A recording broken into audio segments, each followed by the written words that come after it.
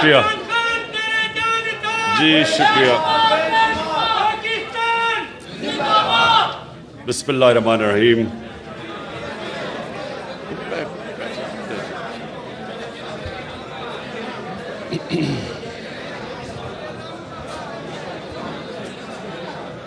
ایاک نعبد و ایاک نستعین.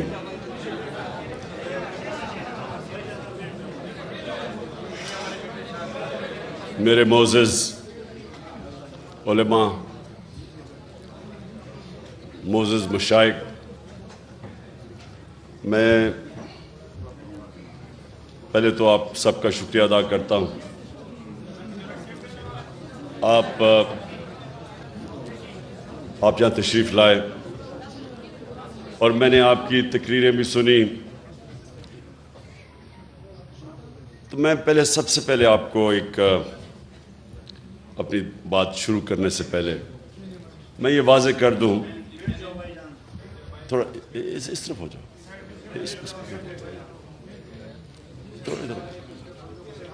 اور آپ بھی نیچے ہو جاؤ، وہ نہیں دیکھ سکتے. تو میں یہ واضح کر دوں کہ میں کوئی اسلام کا کوئی عالم نہیں ہوں. میں کوئی اپنے آپ کو اسکالر نہیں سمجھتا اسلام کا.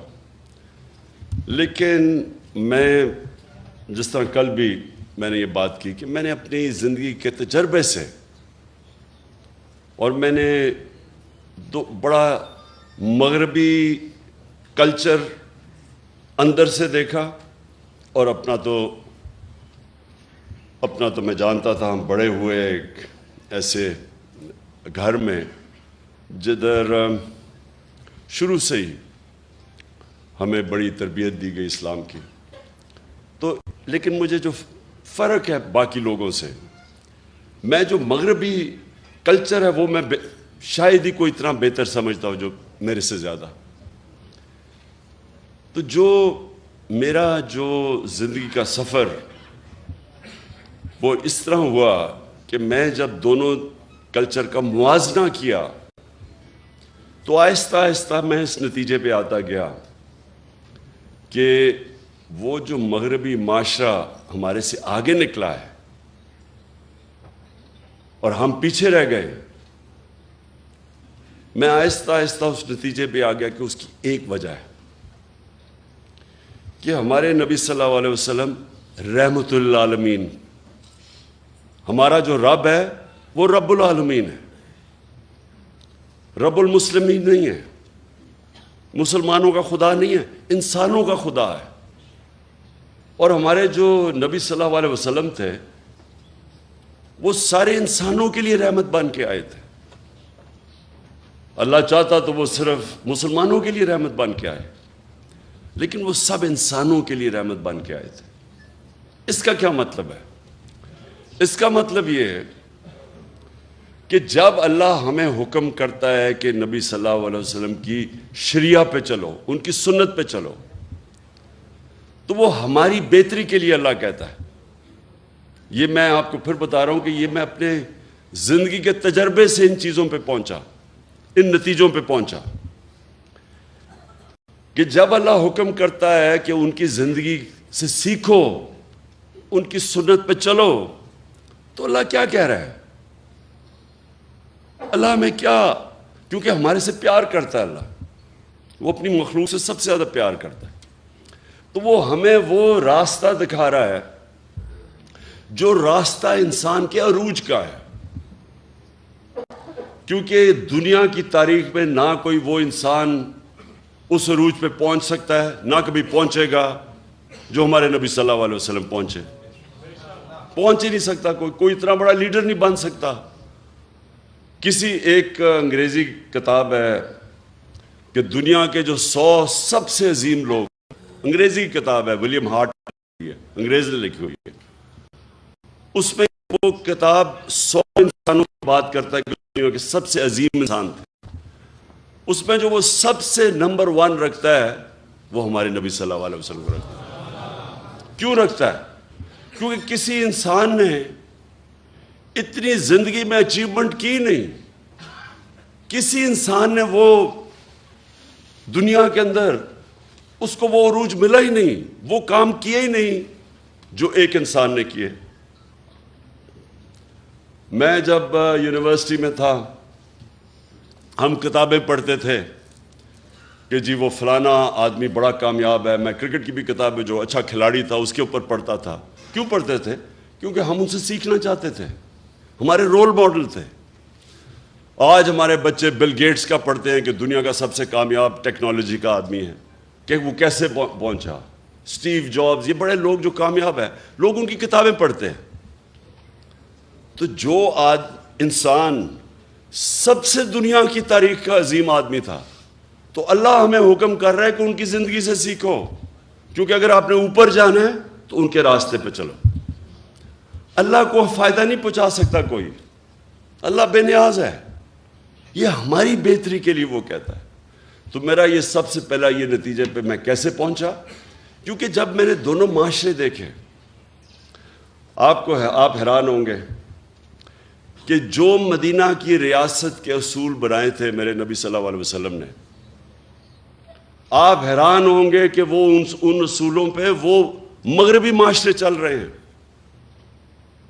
جو انہوں نے مدینہ کی ریاست پہ ایک ان انسانوں کو جن کی کوئی حیثیت ہی نہیں تھی، ان کو دنیا کی امامت کروا دی، اور یہ تاریخ کا حصہ ہے۔ ایک کتاب ہے، بڑی تاریخی کتاب، اس کو کہتے ہیں دا فال آف رومن ایمپائر، ایک بڑا ہسٹورین گبنز اس نے لکھی ہوئی ہے۔ اس میں ایک پورا چیپٹر ہے کہ کیسے وہ رومن ایمپائر جو اتنا بڑا سلطنت تھی، سپر پاور تھی، وہ کیسے گری۔ اس میں پورا چیپٹر ہے کہ ایک انسان اٹھا عرب سے، اور دیکھتے دیکھتے اس نے گھٹنے ٹیک دیے اس کے سامنے۔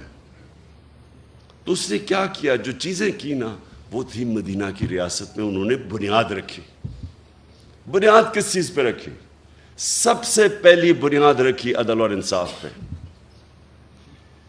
یہ جو آپ ایک چیز یاد رکھ لیں کہ جس معاشرے کے اندر قانون کی حکمرانی نہیں، جدھر انصاف نہیں، وہ جانوروں کا معاشرہ ہے۔ جانوروں کے معاشرے میں انصاف نہیں ہوتا۔ اللہ نے جتنے اپنے پیغمبر بھجوائے دنیا میں 1,40,000، وہ سارے ایک ہی پیغام دینے آئے تھے کہ جانوروں سے مختلف انسان کی معاشرے میں انصاف ہونا چاہیے۔ اور انصاف کا مطلب ہوتا ہے طاقتور اور کمزور کے لیے ایک قانون، قانون سے اوپر کوئی نہیں ہوتا۔ یہ یاد رکھیں، یہ سب سے بڑی بنیاد رکھی جاتی ہے ایک انسانی معاشرے پہ۔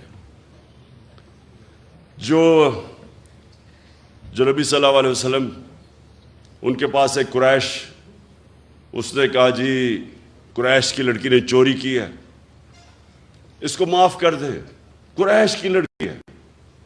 تو انہوں نے کہا کہ میری اگر بیٹی بھی چوری کرے گی تو اس کو سزا ملے گی، کہ کوئی قانون سے اوپر نہیں ہے۔ اور پھر انہوں نے یہ کہا کہ تمہارے سے پہلے قومیں تباہ ہوئیں، جدھر ایک چھوٹا چور چوری کرتا تھا وہ جیل میں چلا جاتا تھا، لیکن طاقتور کو اس ملک کا انصاف کا نظام نہیں سزا دے سکتا تھا، قوم تباہ ہو جاتی ہے۔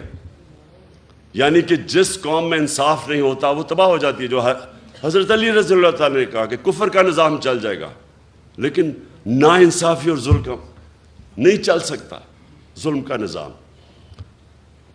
آج اگر آپ نے دیکھنا ہے عدل اور انصاف، میں آپ کو ملک بتا دیتا ہوں۔ سوئٹزرلینڈ چلے جائیں، سب سے خوشحال ملک ہے، وسائل ہیں ہی نہیں۔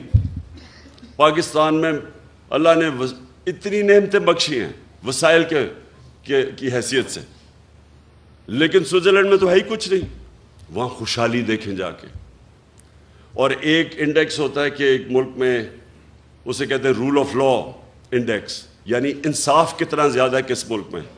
آپ حیران ہوں گے کہ مسلمان ملکوں میں 20% بھی نہیں ہے انصاف، رول آف لا۔